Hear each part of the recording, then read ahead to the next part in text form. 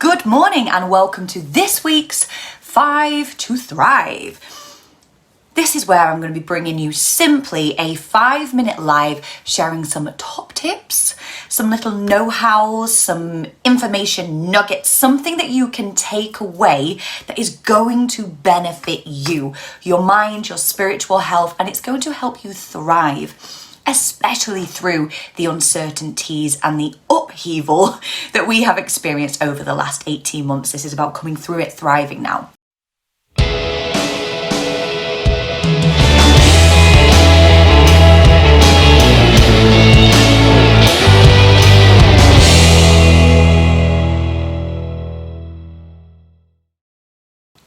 So, I'm going to be sharing with you 5 things to avoid when goal setting.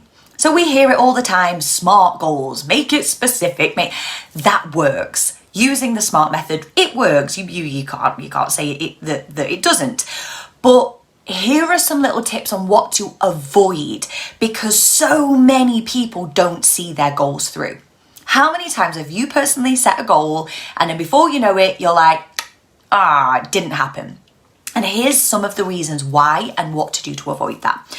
So number 1, not knowing why you want the goal. I hear it all the time. I want to lose weight. I want to start going to the gym 5 times a week. I want to start having a better relationship. I want to save X amount of money. But why is that important to you? And there's deeper layers. And I'm going to share a quick example. So if I was to say, what's the goal? I want to lose weight.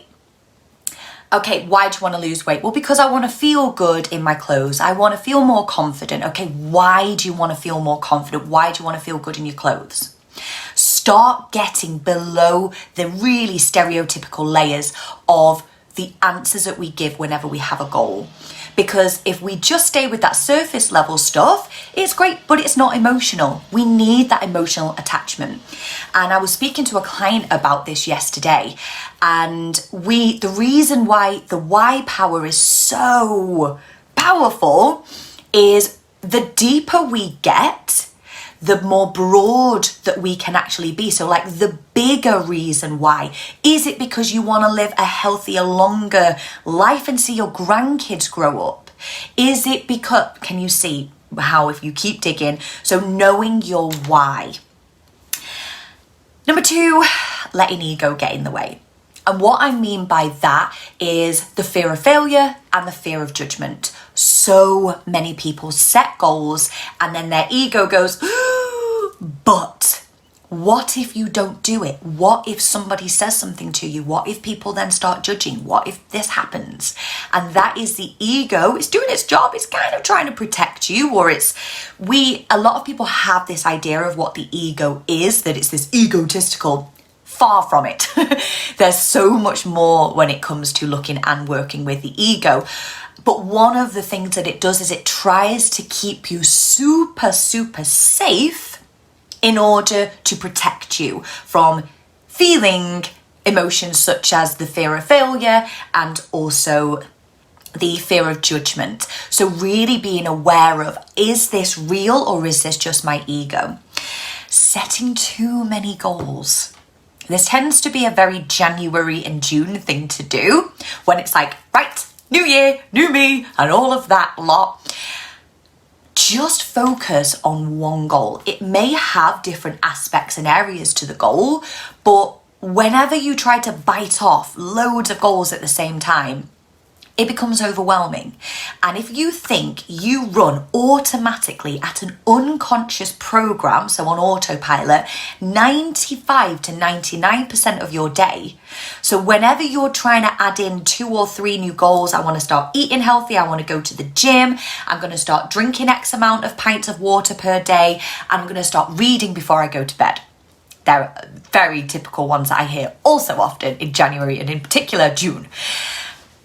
But if you're running an autopilot, suddenly trying to squeeze in all of those things when your conscious mind only really runs at around 5% every day, there simply isn't enough capacity for it to give all of its energy. And in the end, becomes overwhelmed and it all goes out the window. The book stays down by the side of the bed, the water quickly tittles away and it becomes a couple of pints rather than 4. And the gym, we know where that goes for a lot of people. So by setting one particular goal, getting the momentum and that emotion, you actually create motivation off the back of taking action.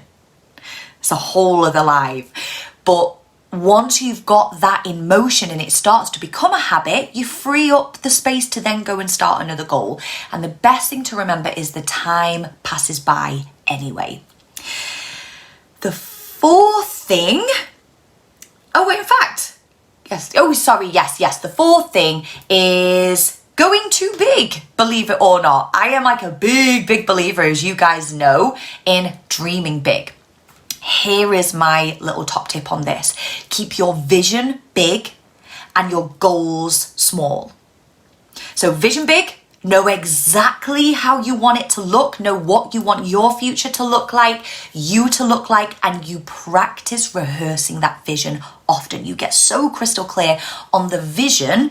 Can we imagine now if those are the goals? There's so many layers to it and micro goals that, again, the mind becomes overwhelmed. So keep your goals very specific then, as part of the bigger vision. This works incredibly well with the law of attraction and manifestation. And lastly, what I see a lot of people do that it completely throws them off is they're really clear on what they don't want. So I don't want to feel anxious anymore. I don't want to feel how I do in my body. I don't want to keep arguing with my spouse. So I want a better relationship. So I want to start going to the gym. There's so much emotion, and so emotion is energy in motion. So whenever we know exactly what we don't want, there tends to be this flow of energy that gets poured into that. And then it's, I want to go to the gym. Not much emotion going on there. So rather than constantly thinking and focusing and telling other people what you don't want, start to get as excited, as emotional, as big and flamboyant about what you do want. There's Wayne Dyer, huge fan of Dr. Wayne Dyer. And I remember him saying in one of his videos, I don't give any energy or airtime, something along these lines, or airtime to what I don't want in life. I only give energy and time to what I do want. So he doesn't discuss with other people. He's passed over now, but these words many years ago, I remember hearing when I was first looking into more of the positive psychology, the mindset work, the CBT side of things. And it was like light bulb. Yes, we give so much energy to what we don't want. Begin to switch that up and get clear on what you do want and focus on that. So there are the 5 things to avoid and tips on setting goals that you can go and achieve. It becomes a part of your life. It doesn't have to be this all-consuming thing. It actually just becomes a part of who you are when you master the art of this. A lot of it comes down to self-awareness, and also managing yourself and your emotions and your focus. So I'm gonna love you and leave you there. We maybe went over a little bit on the 5 minutes, but there was 5 points.